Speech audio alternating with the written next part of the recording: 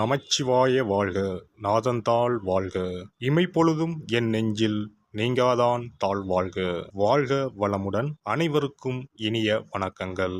நாம் இந்த பதிவில் பெயர்ச்சியாகும் செவ்வாய் பகவானால் ராசிக்காரர்களுக்கு ஏற்படும் சுப மற்றும் அசுப பலன்கள் என்ன என்பதனையும், அசுப பலன்கள் ஏற்படுமாயின் ராசிக்காரர்கள் செய்ய வேண்டிய பரிகாரங்கள் என்னென்ன, வழிபட வேண்டிய தெய்வம் யார் என்பதனை பற்றியும் விரிவாக காண்போம். உங்கள் வாழ்வில் வளமும் நலமும் செல்வ செழிப்பும் பெற்று வாழ்வில் உயரிய நிலையை அடைய எல்லாம் வல்ல இறைவனை வேண்டி விரும்பி கேட்டுக்கொள்கிறேன். செவ்வாய் பகவான் சகோதரக்காரகன் ஆவார். சிவப்பு நிறத்தின் அதிபதி, ஆண் கிரகம், அதிலும் தைரியமான கிரகம். செவ்வாய் துடிப்பானவர், இளமையானவர், இள ரத்தம், வீரமான கோபமான இளைஞனை போன்றவர். எதற்கும் பயப்பட மாட்டார், துடிப்பானவர். தைரியத்தையும் வீரத்தையும் குறிப்பவர் செவ்வாய் பகவான்.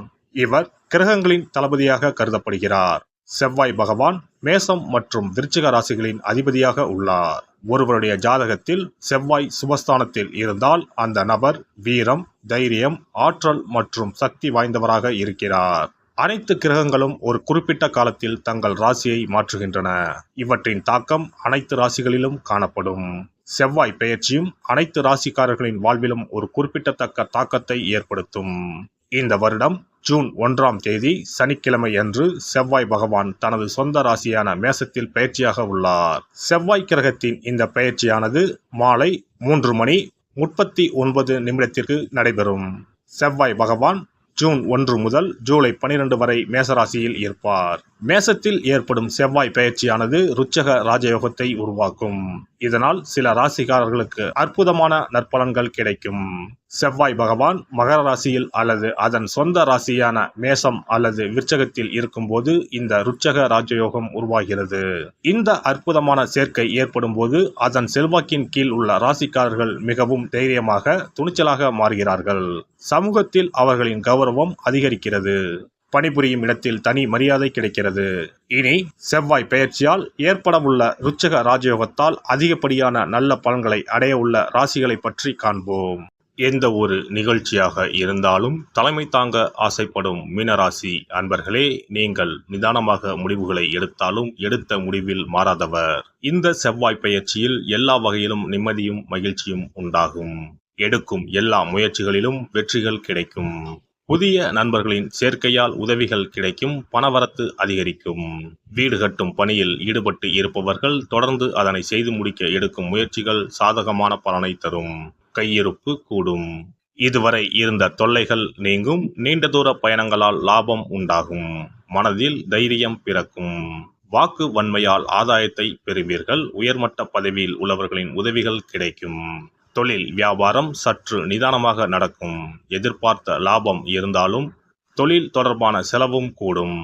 சரக்குகளை வாங்கும் போது கவனித்து வாங்குவதும் பாதுகாப்பாக வைப்பதும் நல்லது. உத்தியோகத்தில் இருப்பவர்கள் கூடுதலாக பணியாற்ற வேண்டியிருக்கும். பதவி உயர்வு கிடைக்கலாம். குடும்பத்தில் இருப்பவர்களுடன் கோபப்படாமல் நிதானமாக பேசி அனுசரித்து செல்வது நல்லது. சகோதரர் வகையில் உதவிகள் கிடைப்பதில் தாமதம் உண்டாகலாம். உடல் ஆரோக்கியத்தில் கவனம் தேவை. கணவன் மனைவிக்கு இடையே இருந்த மனஸ்தாபம் நீங்கும். விருந்து கேளிக்கை நிகழ்ச்சியில் கலந்து கொள்வீர்கள். பெண்களுக்கு ஆடை ஆபரணங்கள் வாங்கும் எண்ணம் அதிகரிக்கும். நிதானமாக பேசி மற்றவர்களிடம் அனுசரித்து செல்வது காரிய வெற்றிக்கு உதவும். கலைத்துறையினருக்கு எதிர்காலத்தை கருத்தில் கொண்டு சில திட்டங்களை ஆலோசிப்பீர்கள். எந்த சூழ்நிலையிலும் மனம் தளராது விடாமுயற்சியுடன் காரியங்களை செய்யுங்கள். வாகனங்கள் வாங்கும் யோகம் உண்டாகும். சிலருக்கு மருத்துவ செலவுகள் ஏற்படும். வீட்டை விட்டு வெளியில் தங்க நேரலாம். கடன் விவகாரங்களில் கவனம் தேவை. உபத்தொழில் தொடர்பான காரியங்கள் தாமதமாக நடக்கும். அரசியல் துறையினர் மேலிடத்திற்கு பயந்து வேலை செய்ய வேண்டியிருக்கும். உழைப்பு அதிகரிக்கும். நண்பர்களுடன் கருத்து வேறுபாடுகள் உண்டாகலாம். உங்கள் வசம் உள்ள ஆவணங்களை கவனமாக பார்த்து கொள்வது நல்லது. சொத்து விவகாரங்களில் கவனம் தேவை. எதிர்பாராத செலவுகள் உண்டாகும். நீங்கள் ஆவலுடன் எதிர்பார்த்த காரிய வெற்றி கிடைக்கும். மாணவர்களுக்கு கல்விக்கு தேவையான உபகரணங்கள், புத்தகங்கள் வாங்குவீர்கள். கூடுதலாக நேரம் ஒதுக்கி பாடங்களை படிக்க வேண்டி இருக்கும். நட்சத்திர பலன்கள். பூரட்டாதி 4ஆம் பாதம். தொழில் வியாபாரத்தில் ஈடுபட்டு இருப்பவர்கள் பார்ட்னர்களை அனுசரித்து செல்வது வியாபார வளர்ச்சிக்கு உதவும். தொழில் தொடர்பான அலைச்சல் உண்டாகலாம். உத்தியோகத்தில் இருப்பவர்கள் மேல் அதிகாரிகள் சக ஊழியர்களிடம் அனுசரித்து நடந்து கொள்வது நல்லது. உத்திரட்டாதி நட்சத்திரம். குடும்ப விஷயத்தில் அந்நிய நபர்களின் தலையீட்டை தவிர்ப்பது நல்லது. கணவன் மனைவி ஒருவருக்கொருவர் விட்டு கொடுத்து செல்வது மன அமைதியை தரும். வாழ்க்கை துணையின் உடல் நலத்தில் கவனம் தேவை. பிள்ளைகளிடம் அன்பாக பேசுவது நன்மை தரும். ரேவதி நட்சத்திரம். எந்த நிலையிலும் மனம் தளராது காரியங்கள் செய்வது வெற்றியை தரும். வாக்குறுதிகளை தவிர்க்கவும். மாணவர்கள் யாருக்கும் உத்தரவாதம் அளிக்காமல் இருப்பது நல்லது.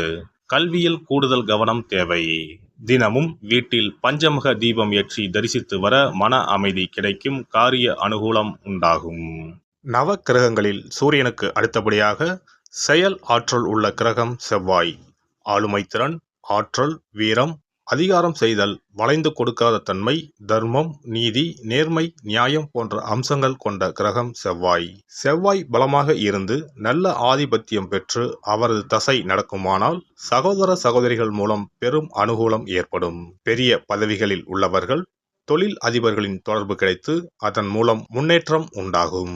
பலமற்ற ஆதிபத்தியம் பெற்று தசை நடக்குமானால் கீழே விழுவதும் அடிபடவும் நேரிடும். வாகன விபத்துக்களை சந்திக்க நேரிடும். இரத்த காயங்கள், வெட்டுக்காயங்கள், இரத்த சம்பந்தமான நோய், சித்தப்பிரமை, தலையில் அடிபடுதல் போன்றவற்றை ஏற்படுத்துவார் செவ்வாய் பகவான். வீண் வழக்குகள், சண்டை சச்சரவுகள், மறைமுக நேர்முக எதிரிகள், பொருள் களவு போகுதல், செய்தொழில் வியாபாரத்தில் திடீரென்று பெருத்த நஷ்டம், அரசாங்க கெடுபிடி, பதவி இறக்கம், மறைந்து வாழும் சூழ்நிலை என்று பலவகை இன்னல்களை உருவாக்குவார். செவ்வாய் முதலான தோஷங்கள் அனைத்தும் நீங்க அவரின் அருளை முழுவதும் பெற செவ்வாய்க்குரிய அதிதேவதையான முருகனை வழிபடுவதும், கோதுமை ரொட்டி, வெள்ளை எள் கலந்த இனிப்பு பலகாரங்கள், துவரை போன்றவற்றை ஏழைகளுக்கு தானம் கொடுப்பதும் நல்லது. செவ்வாய் கிழமைகளில் விரதம் இருந்து செவ்வாய் பகவானுக்கு விளக்கேற்றுவது, சஷ்டி விரதம், கிருத்திகை விரதம் மேற்கொள்வது, தினமும் கந்த சஷ்டி கவசம் படிப்பது நல்லது. மேலும் செவ்வாய்க்குரிய கல்லான பவளக்கல்லை மோதிரத்தில் பதித்து அணிவது, சிவப்பு நிற ஆடையை அணிந்து கொள்வது, செப்பு பாத்திரங்களை உபயோகிப்பது போன்றவற்றால் செவ்வாயால் உண்டாகக்கூடிய தோஷங்கள் குறையும். செவ்வாய் பகவானுக்கு செய்யும் பரிகாரங்கள் அனைத்தும் முருகனுக்கு உகந்தது என்பதால் முருகனின் திருவருளும் கிட்டும். திருமண வாழ்க்கையில் செவ்வாய் பகவானுக்கு முக்கிய பங்கு உண்டு. திருமணத்துக்கு வரன் பார்க்கும் போது பிள்ளைக்கோ அல்லது பெண்ணுக்கோ செவ்வாய் தோஷம் இருக்கிறதா என்றுதான் முதலில் கேட்பார்கள். அந்த அளவுக்கு செவ்வாய் தோஷம் மிகவும் முக்கியமானதாக பார்க்கப்படுகிறது. ஒருவரின் ஜனன ஜாதகத்தில் லக்னம், சந்திரன், சுக்கிரன் ஆகியோருக்கும் செவ்வாய் இருக்கும் இடத்திற்கும் உள்ள தொடர்பை கொண்டுதான் செவ்வாய் தோஷம் ஒருவரின் ஜாதகத்தில் எந்த அளவுக்கு வலிமையாக இருக்கிறது என்பதை கணிக்க முடியும்.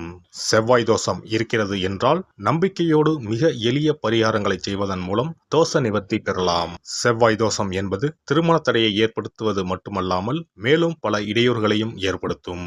எனவே செவ்வாய் பகவானை செவ்வாய் தோறும் செவ்வாய் ஹோரையில் வழிபடுவதும், செவ்வாய்க்குரிய கடவுளான முருகப்பெருமானை 9 நெய் தீபம் ஏற்றி வழிபடுவதும் செவ்வாய் தோஷத்தினால் ஏற்படக்கூடிய அசுப பலன்களின் தாக்கத்தை பெரிதும் குறைக்கும் என்பது ஐதீகம். செவ்வாய் தோஷம் ஒருவருக்கு இருந்து ஒருவருக்கு இல்லை என்றால் திருமணம் செய்யக்கூடாது என்பது சாஸ்திரம். இருவருக்கும் இந்த தோஷம் இருந்தால் திருமணம் செய்து வைக்கலாம் என்று சிலர் சொல்வார்கள். ஆனால் பொதுவாக தோஷம் ஒருவருக்கு இருந்தாலும் சரி அல்லது இருவருக்குமே இருந்தாலும் சரி, தக்க ஜோதிடர்களை ஆலோசித்து முறைப்படி பரிகாரங்கள் செய்வதுதான் சரி. செவ்வாய் தோஷத்தால் திருமண தடை உள்ளவர்கள் வைத்தீஸ்வரன் கோவிலுக்கு வந்து அரச மரத்தடி விநாயகர் ஆதி வைத்தியநாதரை வழிபட்டு ஆலமரத்தை சுற்றி வர வேண்டும். வைத்தியநாத சுவாமி, தையல்நாயகி அம்மன், செவ்வாய்க்கு அதிதேவதையான முருகப்பெருமானை வழிபட வேண்டும். சன்னதியில் உள்ள செவ்வாய் பகவானுக்கு சிகப்பு வஸ்திரம் சாத்தி அபிஷேகம் செய்து பரிகாரம் செய்ய தடைகள் நீங்கும். இந்த வீடியோ பதிவு உங்களுக்கு பிடித்திருந்தால் லைக் பண்ணுங்க, கமெண்ட் பண்ணுங்க, ஷேர் பண்ணுங்க, மறக்காம சப்ஸ்கிரைப் பண்ணுங்க, பக்கத்துல இருக்கிற பெல் பட்டனை கிளிக் பண்ணுங்க. நன்றி, வணக்கம். ஓம் நமச்சிவாய. சிவாய நம.